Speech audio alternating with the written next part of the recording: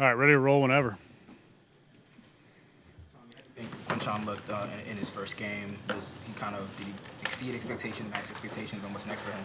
Yeah, tried not to set expectations going into it, right? We felt like he did the things during the week to get him a role there going into the game. Obviously as he gets back and going, hope to, see where that role can take him and expand on it. But for really not having a ton of work leading up to it, we were pleased with how he went out there and performed both mentally and physically. And, as he gets back into the flow of feeling the runs and just being integrated back with the group and the offensive line, we expect him to continue to develop. And as a young player, that's what you're looking for. And, that's our expectation with him right now. So pleased to have him back, pleased the way he's working. He brings a certain intensity to the group that I think is a real positive. So happy with where he's at.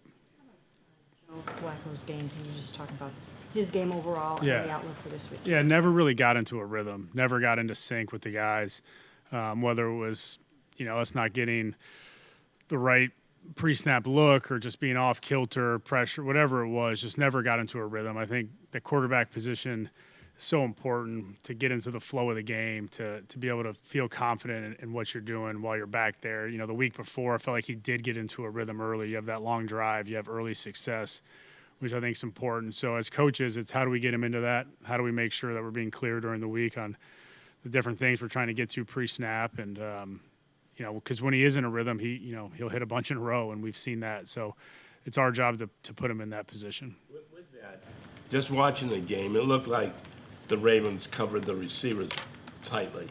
So my question is, what can be done to gain separation for those guys? Yeah, I think as a staff, we got to do a good job of putting those guys in the right positions, giving them different looks and different structures offensively to make sure that we're putting them in advantageous spots. We have talented guys that can go win. They've shown to do that. So, it's our job to put them in those spots.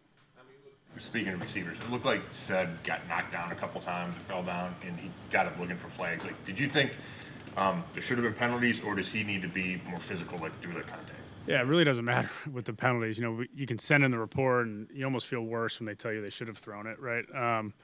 But no, we just want to hone in on the fundamentals, right? Our job, what we can control is making sure that fundamentally, especially early part of the season, so much of the messaging is the team that's typically fundamentally better and takes care of the football is going to win the game. And so for Sed, the focus is just get back to our fundamentals, put ourselves in good position, both through contact, without contact, to make sure that we're staying up. And look, he performed at a high level the week before through some contact, made some great catches across the middle. There were some tight windows. The touchdown certainly through contact. So just got to hone in fundamentally to make sure that, we're being efficient at the top of the route.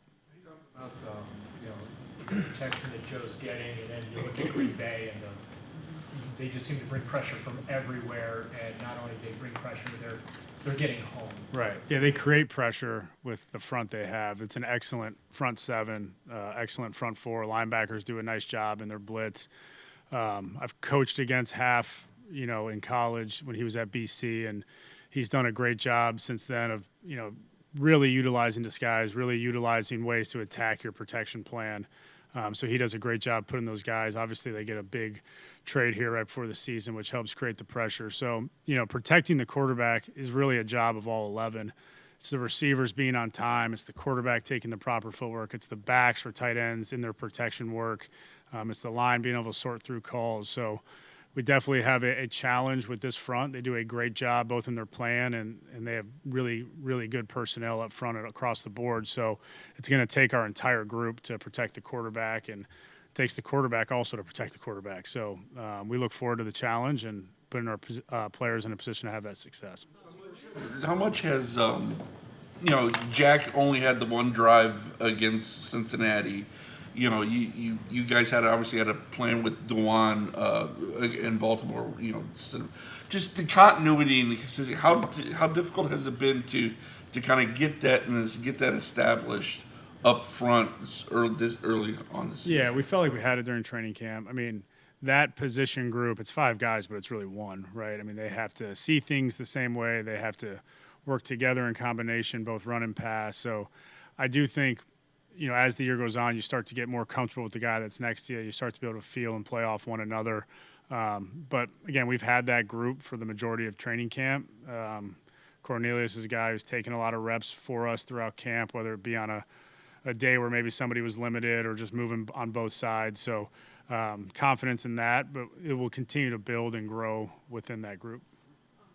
What has Micah Parsons added to, as you said, a really good front already, but what has he added and where is he?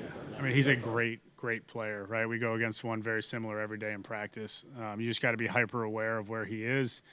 You got to be hyper aware. They do a nice job of moving him around, not just kind of being stationary where you can own in on it.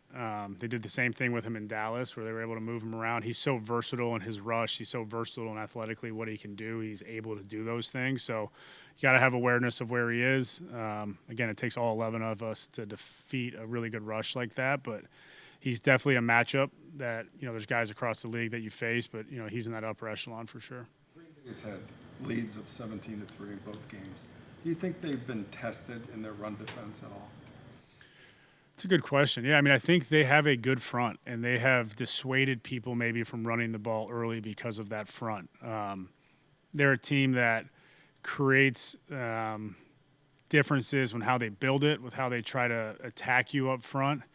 So obviously when you get a lead of 14 points early, you're discouraged from running the football.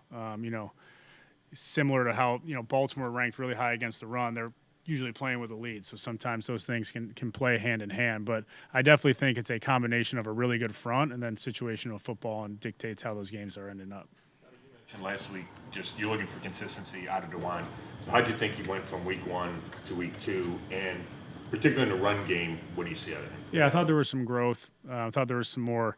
There was a comfort level in what we were doing. He had a couple really good reps on some downhill runs. There's some things we want to clean up fundamentally, but it goes for all of our young players, like the consistency, the growth. I mean, DeWan's still a young player in this league with terms of how many snaps he's played. So us pushing him fundamentally in the right direction to gain that consistency, to gain the trust in his footwork, is something that we continue to harp on like we do with all of our guys. We want to make sure that we celebrate where his successes are and where he's improving, and to continue to focus on these couple things that we want to improve on. Are they moving him around a bunch, and who's really going to have to be worried about him? Is it going to be a lot of? We all got to worry about him, like he's moving all over the field. They do a nice job inside, outside, different packages for him. So, like I said, I think all of us own the part of protecting the quarterback and being in a good protection plan and getting the ball out. So he's definitely one that we're going to be hyper aware for. I was talking yesterday about resisting the urge to press when the offense isn't going the way you want it to go. How do you recognize when a quarterback is pressing?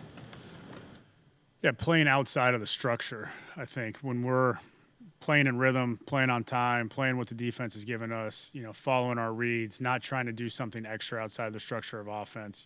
Typically a guy presses, it means he's trying to make a play that's not really there, that we haven't really designed it for. It's easier said than done, right? You get frustrated within a game.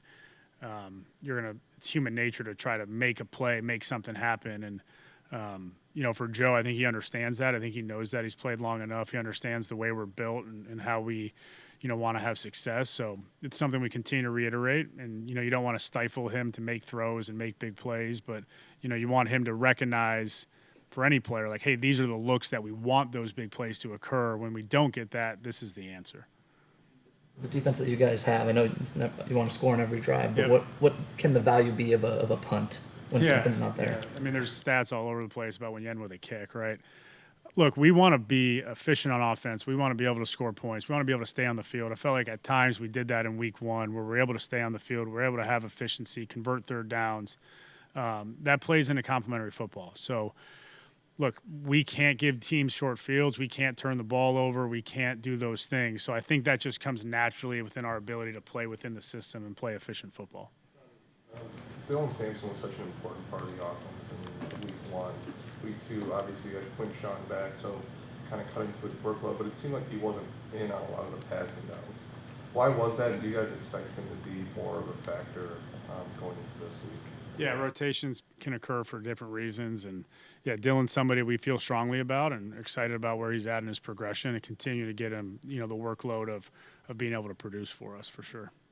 The fact that he hasn't been here that long, do you have to take into consideration blitz pickup and those kinds of things in addition to just running the ball? Yeah, there's a lot more to playing the position, obviously, like you're alluding to. So, look, we have, Deuce has done a great job getting Q caught up to speed. Q had the offseason, before training camp to understand our system, understand our install. So we felt like he had a good starting point. Obviously, he's, played the position for a long time. So it's definitely honing in on those points, honing in on those details to make sure that you have a player that you feel can execute the entirety of the offense.